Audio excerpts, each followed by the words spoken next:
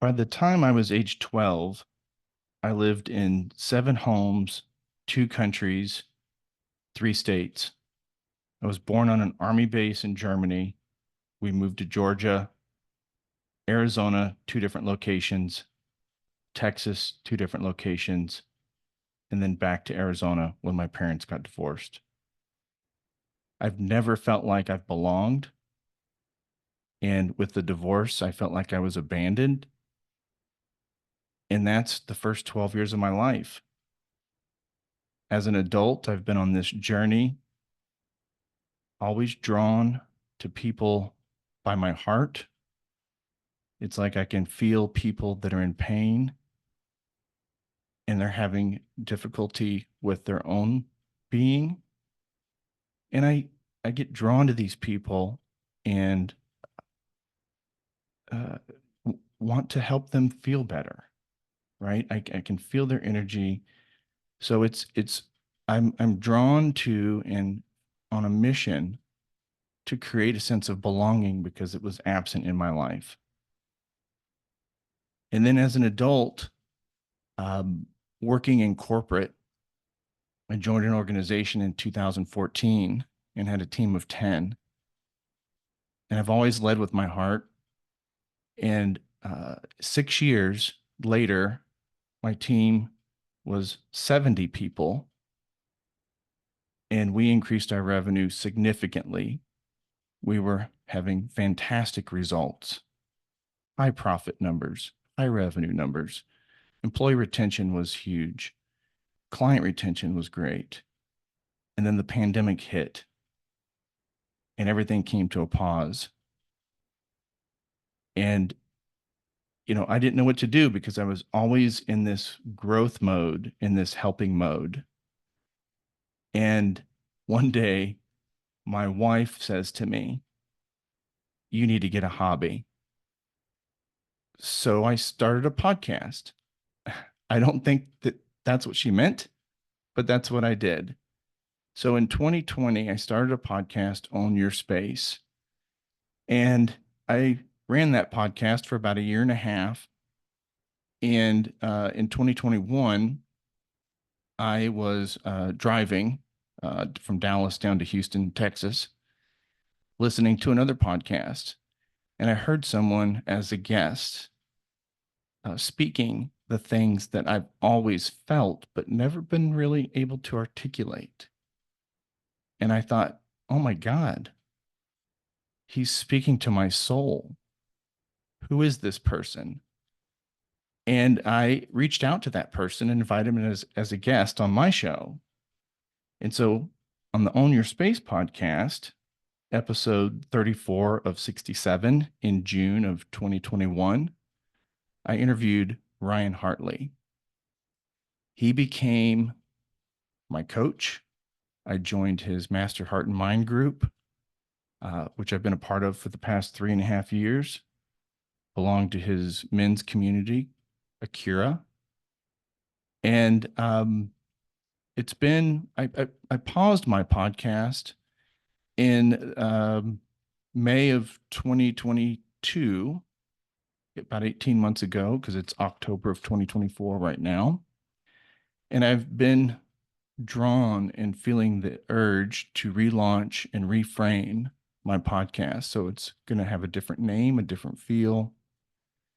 And I thought it was only appropriate to ask Ryan to come on and be my guest for my inaugural relaunch of podcasting. So, Ryan Hartley, welcome to the show. How are you, Thank brother? you, brother. Ah, thank you for that really kind introduction. Yeah, man. I mean, we've been journeying, you've been journeying with me. I've been journeying with you for the last 3.5 years. And you've really helped me peel back some layers and just show up and be that person on the inside. And I appreciate you. Um, yeah, man. Ah, well, my job's easy because you were already being that kind of leader. Like you, when you say you resonate with the words I'm saying, I had that experience too. I remember listening to the words of Bob Berg and John Gordon, the go-giver leader and the energy bus. And I remember, they did the same for me. They spoke words that I believed in my heart, but wasn't seeing with my eyes. But the reality is, Jason, you were doing it. Like if I came and watched you lead, I would have seen you with my eyes. And I think the great thing I've been able to help you with is to put words. So often it's hard to put words to feelings, but hopefully that's what we've journeyed well together is for you to define and really get clear on who it is that you've been for so very long. Yeah, I mean, thank you. And I found myself leading that way when I was with my team. But I've been in corporate America for 25 years. And when I would get around other leaders, I would mm, I felt like, oh my gosh, I got to be able to fit into this box. And I would withdraw from some of that, right? Um and I think about corporate, and I don't think that corporate intentionally likes to suppress people. I think it's the way it's structured. I think it's a lot of things. I mean, a business is a business. It's about putting money in the bank at the end of the day. And I just found this path to be able to do that because Mm, I think that people want to naturally show up. And when you feel cared for, when you feel safe, when you mm. feel security, they do. And when people show up and they're connected with the same vision, it's Mm. amazing. Amazing things happen.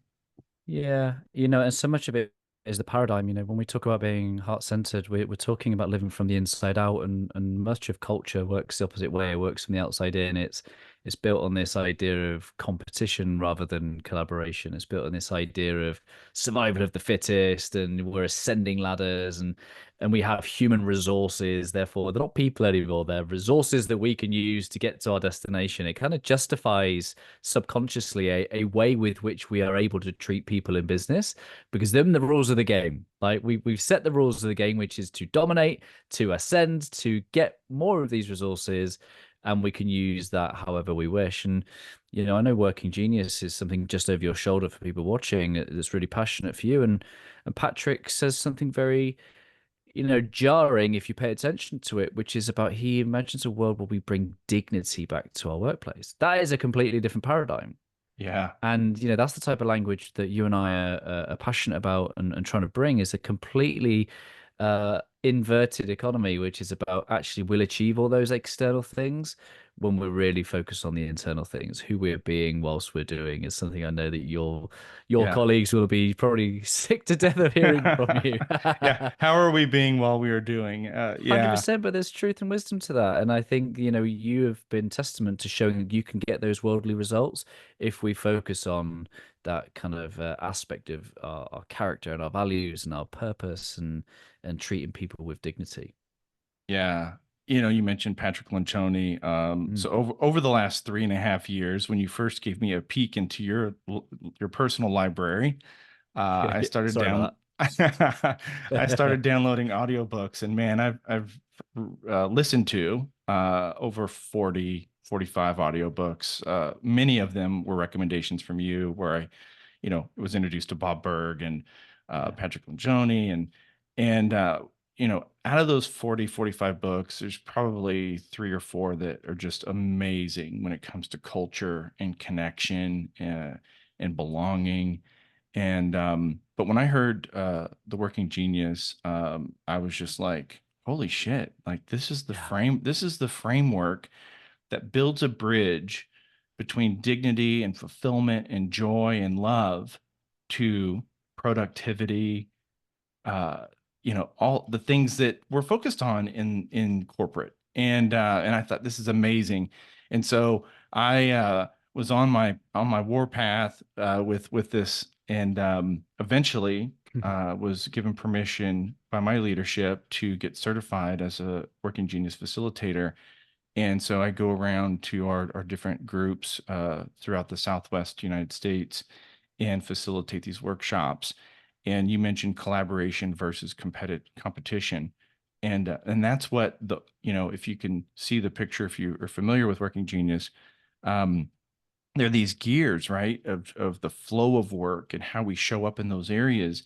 And communication and collaboration is the oil that keeps these things moving. And that is the probably the biggest opportunity for most organizations is to learn how to communicate and collaborate Mm, better. mm, mm, We talk about building relationships with vendors, clients, employees, and the most successful client relationships are because we communicate and collaborate very well with each other. The most successful relationships with our vendors are because we communicate and collaborate with our vendors very well. But for some reason, when it comes to the employee structure, it's almost like those levels and layers are a means to the end of the to get to the mm. vendor client relationship so that we can be productive and Yeah. produce revenue and put money in the bank because again that's what a company is built on, putting money in the bank, right? Well, it turns out that maybe those soft skills are quite hard. They are extremely Because hard. yeah, because that's what we're talking about, and it gets called soft skills, and it's easier not to, which is why anyone on this heart-centered path has to be courageous. You know, Yeah. courage. The root of the word in French and Latin is cœur, which means hearts, right? When we are courageous, it's because we're coming through the heart. Mm. And I think Brene Brown talks about, when we're courageous, it's because there's emotional risk and uncertainty, and whenever someone makes a full commitment to show up leading as themselves rather than the bit that they think they need to fit in, that's courageous. Because for me personally, there was a point in my early career in the police where I felt like I needed to be like my boss. Like, he was a Yeah. young superstar. He was similar age, but he was promoted above me, and superstar, like very, very good, loved by the entire organization. But I wasn't him. I couldn't do what he was, like a mathematical genius. I'm like a maverick analyst. Do you know what I mean? I'm pretty dangerous with a spreadsheet, but my gift was in storytelling. Yeah. His gift was in the absolute science and maths. And I was like, I'm not that. I can't be that. And therefore I came to the wrong conclusion that for me to fit in, I had to cut off bits of me in order to be more like that. And it made me miserable for a good 6 months, you know what I mean? Because it led me with this belief, well, I don't belong. I'm not that. I'm an alien, like, and I'm inadequate, and I'm not able to match up to that. But the minute I changed that perspective to, do you know what, like, true belonging isn't fitting in, it's absolutely being my fullest self. I'd love to say that that solved everything to begin with. It actually made things worse for me because I had this awareness of, oh, maybe I'm different and maybe I want to bring my fullest. And then when that's not, like, appreciated and received and celebrated, young Ryan Hartley needed too much from the world. Yeah. Those bits of feedback that I got, like, what does Ryan Hartley know about leadership? Yeah. These senior leaders sat around with my social media profile questioning what I knew about leadership. Man, that hit me too much. Yeah. I was probably emotionally immature a little bit. I needed too much from the external world. But the reality is, I didn't get to feel the sense of belonging in an organization that didn't allow me, A, to be my fullest expression, or B, receive me in a way that wasn't judged for being that. Yeah. You mentioned at the beginning of that comment about your leader focused on the data, focused on science and math, needing concrete evidence. And that makes me think of the Heart Math Institute. Um, Hmm. and you said something, Ryan, look, first of all, you have over 1,000 episodes on your podcast, right? And you do these short bits a few days a week around your interviews. And I heard one the other day, and man, I wrote this down. So maybe you can give me some context around it. But it says, our attempts to heal the world will actually be an attempt to heal ourselves, to heal our own pain. And I think that was connected to the heart math. Yes? It was a quote from Peter Crone. if I remember rightly. No, it was a Uh, Gene Keys. It yeah. was Oh, Gene Gene Keys and Keys. I'm sorry, Gene Keys. So in the yeah, different, yeah. Richard Rudd. So Gene Keys is a profiling tool much similar to the human design. It's built on the I Ching Mm, type model, and my interview with Richard is my most popular by absolute miles on YouTube. And I think the quote is simple, is the thing that what we're trying to do in the world is so often an expression of what it is that we needed most. You know, yeah. I think about the context of my parenting. I so love being a parent. I'm not saying I'm a great parent. I want to be, and I seek to be, and I hope to demonstrate to be the best parent I can be. Why? Because I needed that. And so my attempt to do these things in the world is actually a pathway to probably healing something that was once absent. And I think, so much of that is true in all of us. And unfortunately, people don't have that awareness of the healing that is required and go off into the world seeking a solution to that without realizing that that's what they're doing. And I'll tell you why I came to this awareness. One of my other interviews with Dr. Gary Chapman, the author of The Five Love Languages, on the very final page of his book, it says, "For all the love we don't receive as children, we become adults that seek that in the world." Now, there's a lot of leaders, CEOs, managers that are seeking what they think that they do not have through their work, whether that be status, respect, money, safety, adoration, power, control. For me, I use my work to seek out affirmation. Tell me you love me. It's a slippery path because you end up using your work to get that which you think you need. And I think that's what, to bring this story back to the quote is what it refers to. Do you mind reading it one more time? Our attempts to heal the world will actually be an attempt to heal our own pain. Yeah. Yeah. And when I read that, I was just like, man, because as a child, I felt homeless. We moved around so much. I felt disconnected. I felt like I Mm. didn't belong. I was always the new kid in a school that was sitting off to the side, watching the world happen around me. And I'm so passionate today about making sure people feel like they belong. Mm-hmm. We do these people do voice surveys a couple times a year, and there's a question on there that asks employees, "Do you feel like you're part of a team?" Mm. And my team survey, the results, were like 96.8% of my team answered yes. And first of all, that's an extraordinary number. I think the average is in the 70 percentile. Yeah. But when I saw those results, my very first thought was, oh my gosh, who on my team doesn't feel like they belong? You wait till I go see them. I'll tell them that they're part of a team. And I'm like, certainly it's a new hire. you know, I was, I I know where you're was, going I with this. was I'm just joking. I was devastated. I was like, oh my gosh, who feels like they don't belong? And Mm. You and know I what that and is, isn't it? That's leaving the 99 to seek the one. yeah, yeah. And man, so it's like I fully connect with that phrase. Mm. Our attempt to heal the world actually uh, is an attempt to heal our own pain. And And because that's why I think yeah, leaders, particularly if we're going to lead with the heart, we have to understand the messiness. And particularly with the Gene Keys framework, it's very good because it talks about we all create a shadow, right? If we're trying to yeah, lead into the light, then we're going to create a shadow. And that shadow is our side of ourselves that we would less like to show the world, right? The reality is we cast a shadow wherever we go. We're too busy trying to put the best foot forward that we forget that we have weaknesses. We have the light and the dark within us. And leaders would do a good job to remember this, is that they try and recruit people based on a job description that says, here's all your best qualities. Like a magnet, you have a positive and a negative. You cannot employ a human being with zero negatives. It's about what negatives are you willing to tolerate? And what self awareness does that human being have to make sure that those negatives do not come to the surface and harm the team and the environment? And I think that's what we need to be doing as leaders is bravely looking into the shadow And Gene Key says that when we look into the shadow, we reveal a gift. My, the shadow you've just talked about, the shadow of never feel like, belonging. And so that can manifest in a variety of different ways, right? It might be complaining. It might be seeking validation. It might be insert behavior we're less likely to show. Yeah.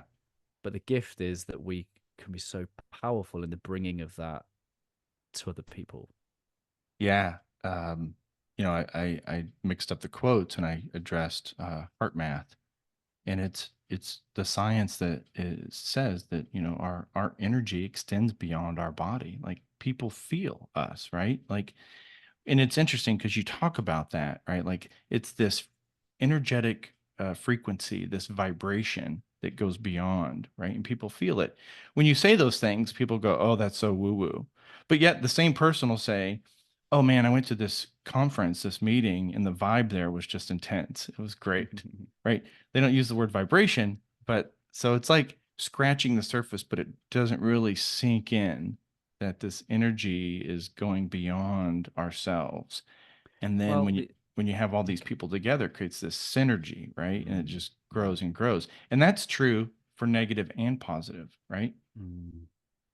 Yeah, and the animal kingdom works off this. The animal kingdom works off that energy. Like the animals move, they make decisions based on what they sense and what they feel from the environment. And human beings have that intuitive nature. It's just sometimes our thinking kind of our thinking brain kind of gets in the way because we're not always truly present, and therefore we don't always get to see with all of our senses. I think Bob Berg talks about listen with the back of your neck, and it's Yeah. about reading a room. It's about seeing. It's yes, you're okay. Let's use our eyes. We might see that someone that's normally full of light and joy, actually a little bit slouched, a little bit hesitant, not making eye contact. Okay, cool. There's something that I might have missed if I was so busy looking at my phone.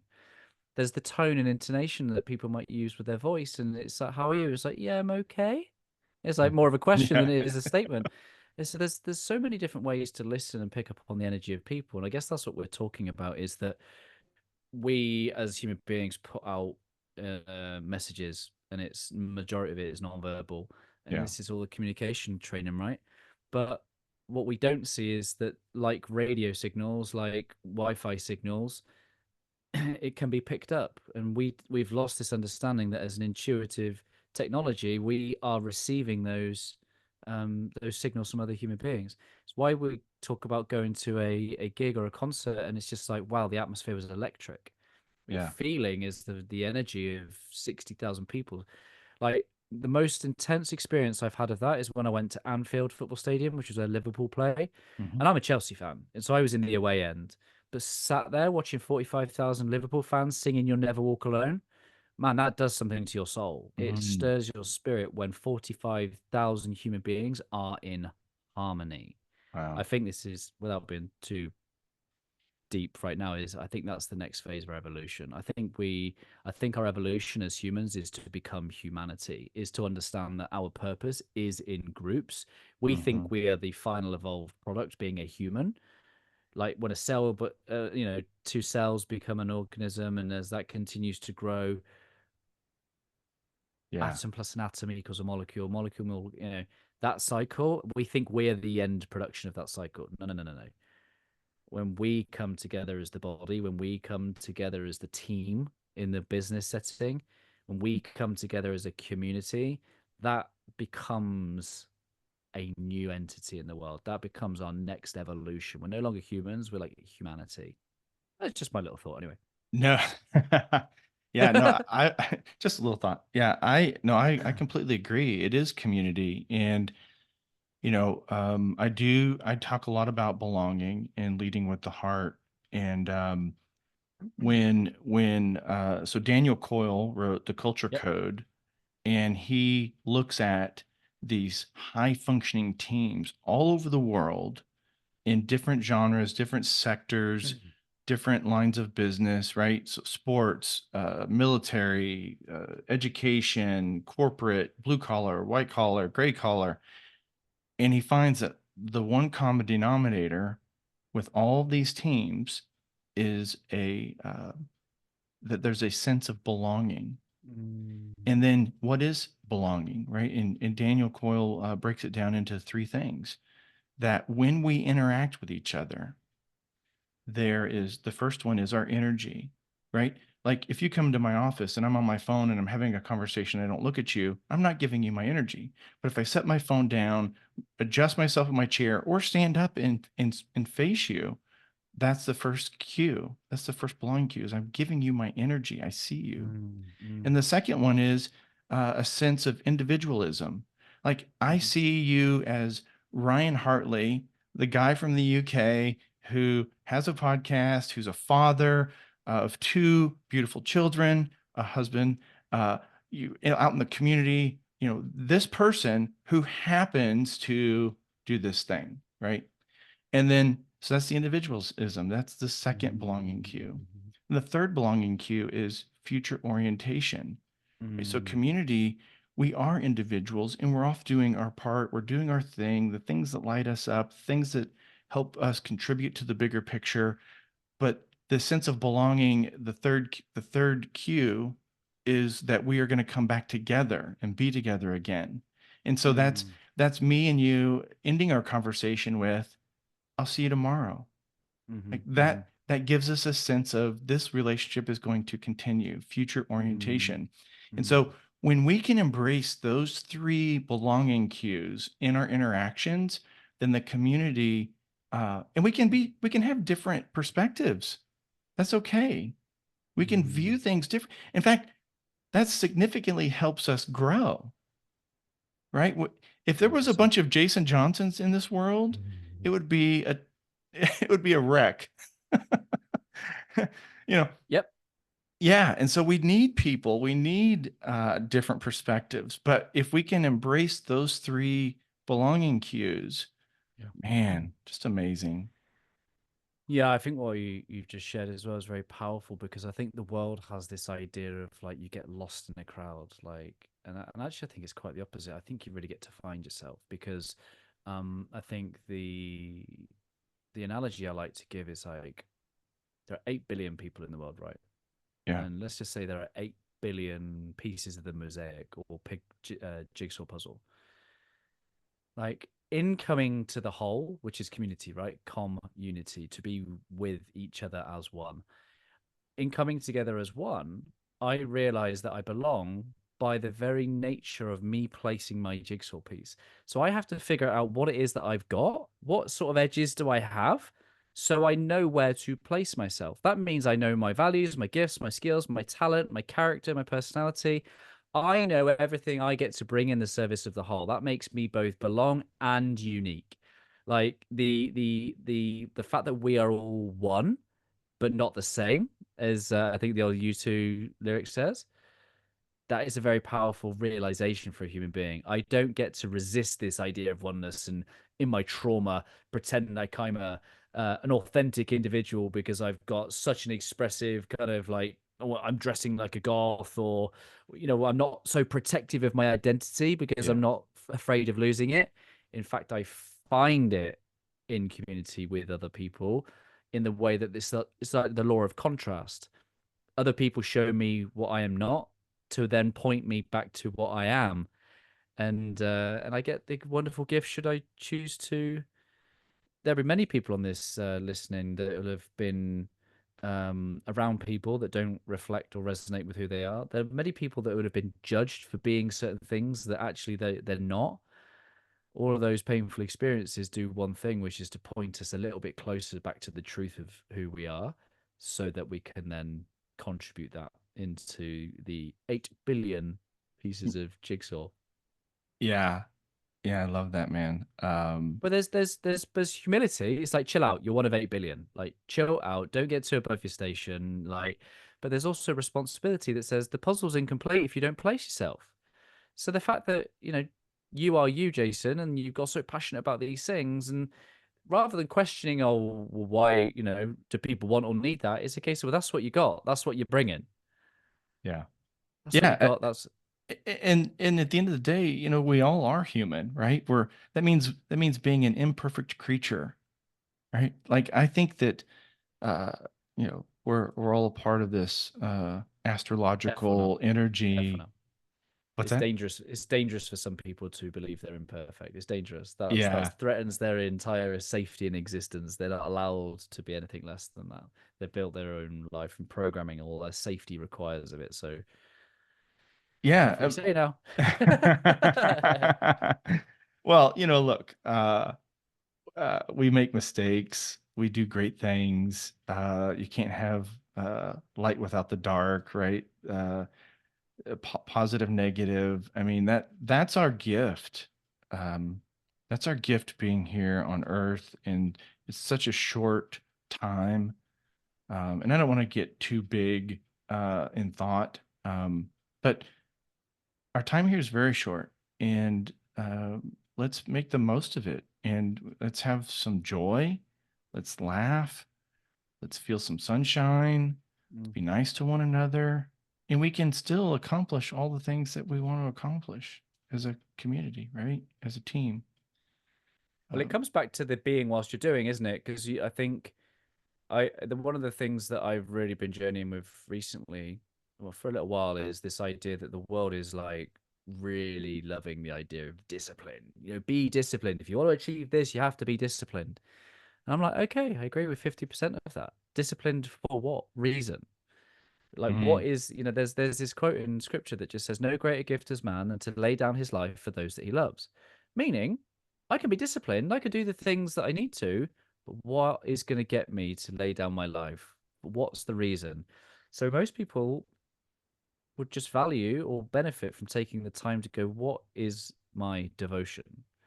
What mm, devotion can I fuel my discipline with? And then I have the reason to keep showing up and the discipline to keep showing up, and they kind of serve each other, right? That's a wonderful thing to fuel the energy. And yeah. you're talking about things like joy. That's part of it. That's like, how do I bring the spirit of my being to my doing so that my journey, which will be disciplined and serious and structured and, sacrificial, how do I infuse that and with a spirit of peace, love, joy, compassion, curiosity, and all these things? Yeah, how are we being while we're doing, in the business world, we talk about, and this is a life too. I mean, whether it's a husband and wife or partner or children or whatever, we talk about communication's our biggest challenge. And we say, hey, we need to communicate better. And then people go, well, I used all caps and an exclamation point. Like I sent the email twice, you know, I posted it, and and so I think what you had just said is, well, when we look at communication, well, this is my interpretation of what you said. When I look at communication, is how are we communicating, right? What is communication? It's not dispensing information. Mhm. It's listening to understand. Mm. It's collaborating, it's discussion, it's body language, it's the energy, it's those belonging cues. Like all of that is communication. And so when we say we need to get better at communication, it's not just, I need to tell people what to do in a better way. It's Mm. understanding, you know, in how it's being received, right? It's this receiver and this Mm. transmitter, and it's this exchange of energy. And so yeah, that's a lot of the work I do using the vehicle of Working Genius, Mm. is getting Well, teams and people to help understand that communication, collaboration, like what does that mean, right? yeah, the communication is simple. Is transferring of a message, right? It's a transferring of a message which has a messenger and a receiver. Yeah. Um, but unfortunately, the flaw of most leaders is they focus on what it is they have to say Mhm. rather than what is it or how is it that they need to receive it. They need to hear it. Yeah. And I think some of the best speakers, the best leaders will know what they want to say, but they'll think more and plan more for how does the other person need to hear it? What do they need to hear from it? Which is servant based, right? When and this is the thing that heart centered leadership really represents is um, we use the context of leadership to serve, not be served. I worked in the police. The senior leaders had the closest parking space next to the building. Every kind of infrastructure was built to serve them and their office. Whereas I think great leaders are about serving. They're about bringing out, create the right creating the right environment for those people around them to grow and thrive, much like the greenhouse that's talked about in the culture code. And that's a completely different paradigm. And Yeah. great leaders will focus that communication aspect on serving what it is that people need to hear, or. And I think sometimes we can focus on the tactics of communication. So we get someone in to train us the tactics of particular models. Whereas in my experience, if you capture the heart of serving, it gives grace for if you say the wrong thing, you just trip it. Like, don't get me wrong, like I've said things in a clumsy way, I've got things slightly wrong, but when people feel your heart and feel your care and your willingness to look after people and serve them and care, and if you do say the wrong thing, people kind of give you grace for that because they know that your heart's in the right place. Yeah. Yeah. And so, just being cognizant of our time together and the listener. I mean, this isn't a Joe Rogan podcast. We're not going to go on for 3 hours. Although I Why could, not? I could talk. Ryan, I could talk to you all day, but I want to be respectful of your time and I your didn't know that day. about you, Jason. That I could talk all day. The people that know me would agree with you. Yeah, man. Look, I started this conversation, this episode off. First of all, to the listener, thank you for pressing play. If this is the first time you've heard my voice, I had a podcast called Own Your Space, and it was kind of a play on words, uh, externally but also internally, and about owning your stuff, owning your gifts. Um, but I don't use that term very often. I did many years ago, and so it kind of latched onto that. But it's been 18 months or so since I've stopped that podcast, and so this is the relaunch, and it is more about leading from the heart. Whether it's a team or whether you're a mother or a father or you're a friend, how you show up in the community. Um, over my shoulder, if you're watching this, it says, align your heart, mind, and actions. And then there's this ripple effect that comes out. I mean, the heart doesn't know language. It's all about that feeling. And the heart sends many neurons transmitted to the brain.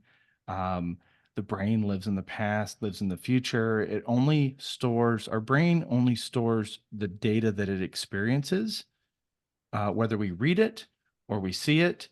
And so our heart knows. And the more we can align our thoughts and pay attention to those feelings that we have, um, and have this agreement between our heart and our mind, and then put that into action. Man, that's so powerful. And look, we're all human. We're trying to figure this whole thing out called life. It's messy. It's complex. Relationships, dynamics. It's. But the point, in the title of your podcast is Ryan is always better than yesterday, right? And so always better than yesterday is about, hey, I've learned this thing, and my heart says, meh, so maybe I should put some action behind it and try to be a better human than I was yesterday. I love that. It's the simplicity of it.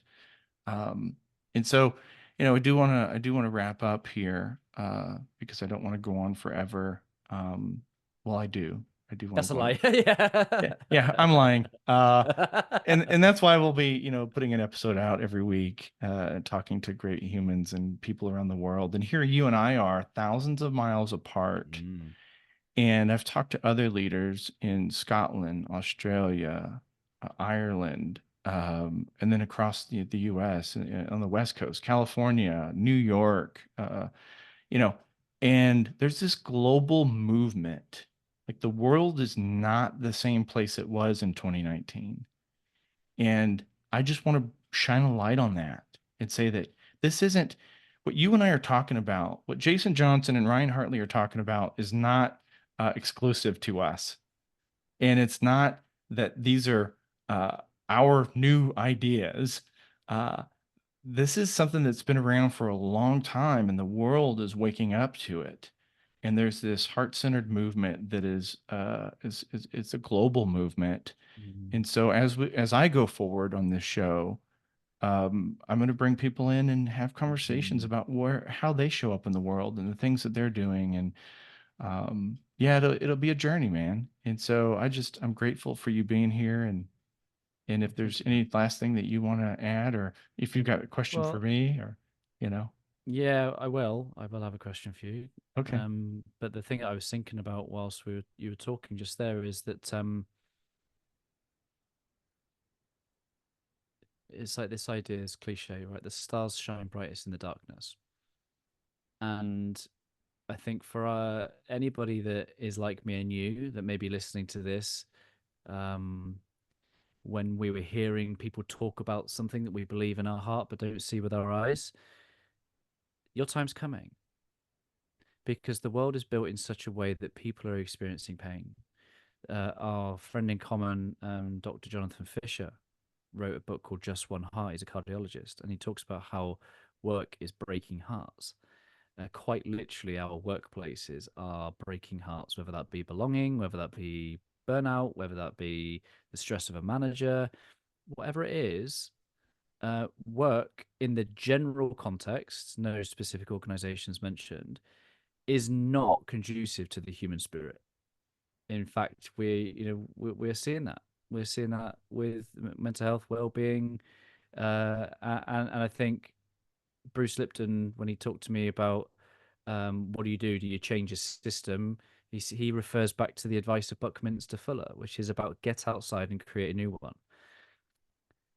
Now, that is a painful way of saying that if you are heart centered in your nature, you are going to be very much needed to design what this new way of doing business will look like. Because it can't be, if we don't have the ears of those at the very top of the organization, then it's going to come across as very alien and very different. But there will come a point where there'll be people looking around and go, we have to do something differently. This isn't working. We have to change. And what we offer is a completely new paradigm, a solution to the problem that modern day business is creating, which is breaking hearts.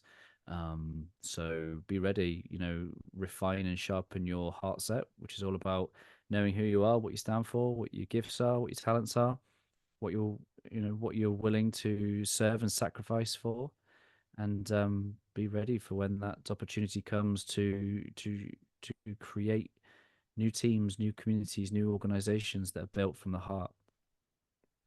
Well said, Ryan. And if you're those that are listening, if you're a CEO or a founder or a president or a high authority figure in an organization, Yes.